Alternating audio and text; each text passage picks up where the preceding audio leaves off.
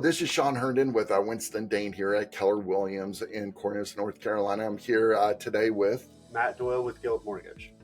And today we wanted to kind of talk about a couple things that are happening in the market right now. One of the things is that since we've had such an incredible amount of growth in our equity, individuals are looking at possibly selling. But since the interest rates are so low, it's, people are like, well, I don't want to move with the low interest rate, but I got high equity. So they're actually looking at possibly just renting their primary, pull out the equity, and then buy another home, and then turning their last property into an investment. So now when it comes to that, have you been seeing this in the market lately? Oh my gosh, we have a ton of people right now that are planning to do just that. Their interest rate on their primary home is 3, 4, maybe even 5%. And that's a lot lower than the interest rates on, investments if you were to buy an investment home today. So that process is going to look different for each person depending on credit score, what loan program they're in, how much money they have of equity in their current home. So definitely suggest reaching out to myself and Sean to kind of go over your options, because every scenario is going to be different. Don't just go online and read the first link on Google. That is going to be different for every single person.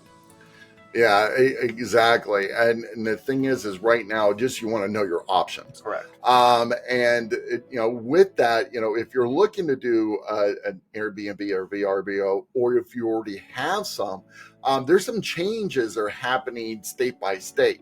Now, some states like New York and Kansas City, they actually are putting more restrictions in, reducing the amount of individuals being able to do short-term rentals.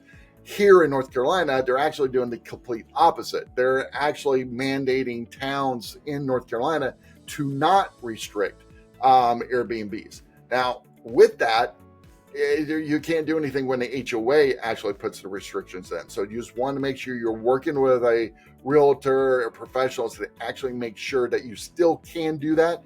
And then if you get in there, don't forget, HOAs can always add in the bylaws later to restrict it. So you just want to make sure you understand the playing ground that you're getting into. So when you're in there and you do have the RBOs and you have a portfolio of them, you may be noticing some of these properties are not performing as well because there is so many of them out there nowadays. And there's a lot of competition.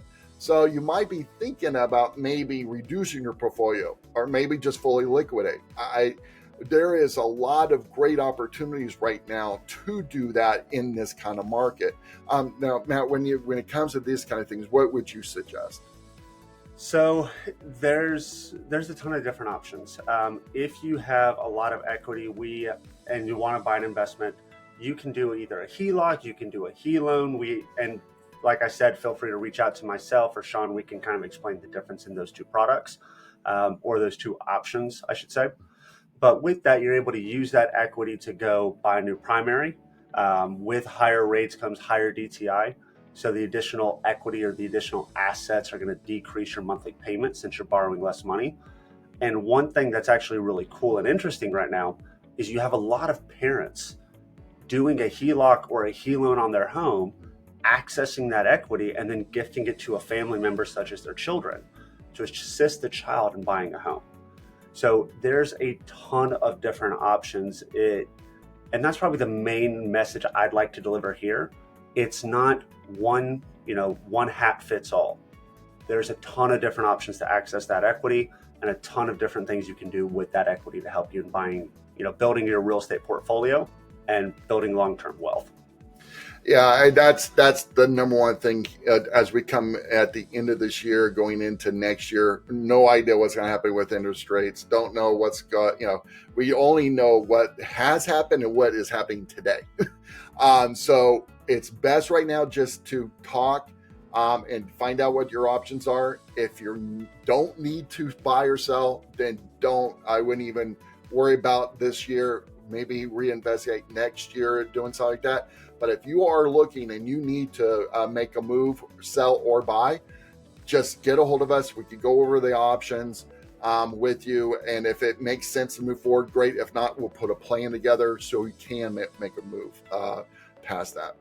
Anything else that you would suggest for this year? I think you kind of hit the nail on the head. Is just review your options. I mean, you're going to see a lot of different material coming out through the news, through Google, through email, whatever it might be. Every scenario is different. What were the numbers we were talking about earlier? Like the average home value in North Carolina is up 75% over the last 5 years, where nationally it's up 51%. So if you bought a house 3 years ago, you've got a lot of equity.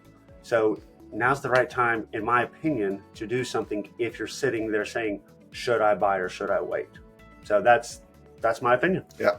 All right. And so we'll have all our contact information in the description with the video. So just reach out, let us know how we can help and put a plan together for you. Sounds like a plan. All right. Have a good one. Bye-bye.